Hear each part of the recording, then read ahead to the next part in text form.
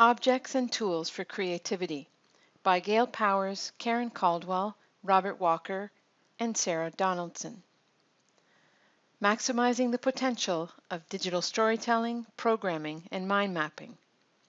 These objects and tools and other graphic organizers all have the potential to support learner and teacher creativity and knowledge development. But to maximize effectiveness, designers must attend to three key areas. First, creating clear messages that balance the intended meaning with opportunities for individual interpretation and creative application. Second, assuring the accessibility of technology, both physically and mentally, for teachers and learners. And third, designing to maximize potential engagement for diverse learners.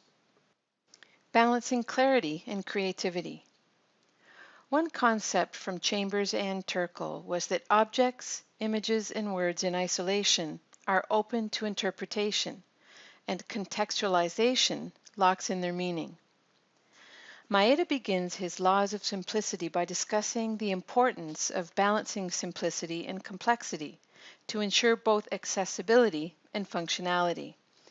When engaging in digital storytelling, mind mapping, or programming, the simplicity of words, images, and icons must be balanced with the level of complexity needed for functionality in terms of either promoting creativity or portraying a clear message. Chambers advocates using single words instead of phrases or sentences in mind maps because a sentence locks in the meaning of a word, whereas the word on its own can generate far more ideas. This allows for more flexible interpretation and thus increased potential for creativity going forward. However, as we noted earlier, it also could lead to misinterpretation of message or intent. Turkle echoes this idea of flexible interpretation of decontextualized icons when discussing recreated non-functional objects, such as seeing the mute radio as a metaphor for power within impoverishment. Some digital storytellers, such as Zheng, choose to use images as metaphors to support their message. Zheng's use of a crumbled building for loss, a tree for support, and stars for hopes and goals was clear when contextualized with his story. But in isolation, each of these images could be open to diverse interpretations. Increasing mental and physical accessibility. Effective use of online tools, including those that support digital storytelling, programming, and mind mapping, require physical access to tools and a mindset that supports a willingness to tinker with the tools, both on the part of the teachers and the students. Many rural districts lack access to software, hardware, and bandwidth, limiting teachers' ability to transfer from traditional pedagogy for digitally based methods and strategies. Additionally, Lush proposes that many classrooms today, configured as computer laboratories, often constrain creativity and experiential learning rather than encourage it. On the other hand, some schools have shifted to configurations that support creative learning, such as those using scale-up configurations. We've provided a link to that in our resources page. With scale-up configurations, technology-enhanced collaboration takes center stage. We do feel it's important to remember that collaboration does not always yield increased creativity or productivity. Individual motivation, contextual structures and resources, and member skills and mindsets must be accounted for, as Coutu points out in his 2009 article, Why Teams Don't Work. That's also referenced on our reference page. Losh directs our attention to the importance of failure as part of the learning process.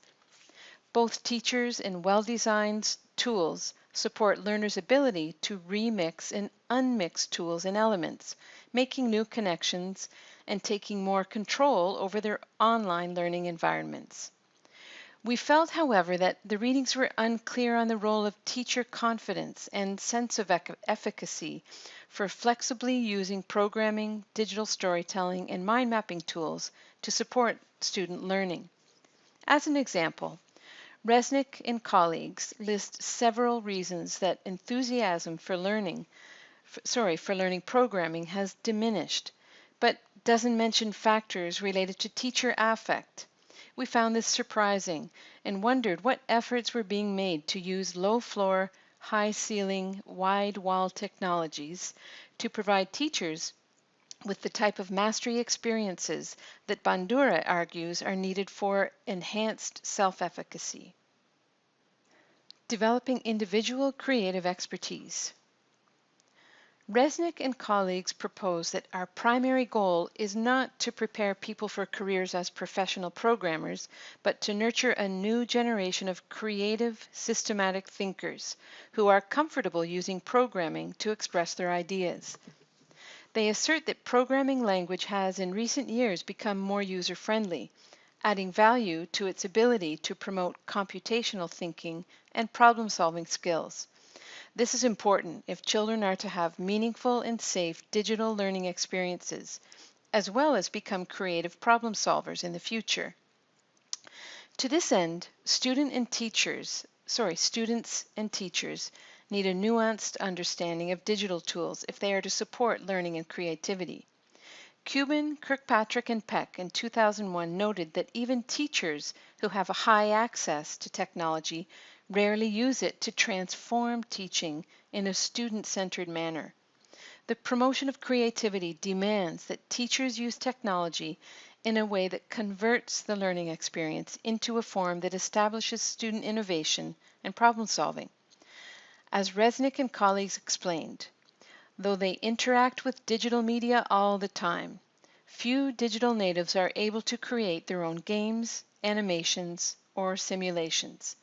It's as if they can read, but not write. And now our questions for you. One question we pondered was, how can we best support teacher and learner skills and confidence? Resnick and colleagues suggest that creating tools and tasks that have a low floor, a high ceiling, and wide walls will make digital learning experiences more accessible, value, and engaging for all learners. In our team discussion, Robert asked, while I love the images of tinkering that appear throughout Turkle's article, I wonder how I can, as a high school history teacher, fit this in. With accountability standards, with the drive to go deeper in both content and skill development, with the demands that I have of students reading more and doing more with that reading, how do I fit this in? This frustration with pressure being put on teachers to constantly implement the next great research-based directive was something that resonated with all of us, and an idea that carried over from last session's discussion. We did not come to agreement on how to answer Robert's question, and although all of us were excited by the prospect of trying out new digital tools, we were also left with some lingering thoughts and questions with which we hope you may be able to help provide some insight. We really look forward to your thoughts, comments, and questions.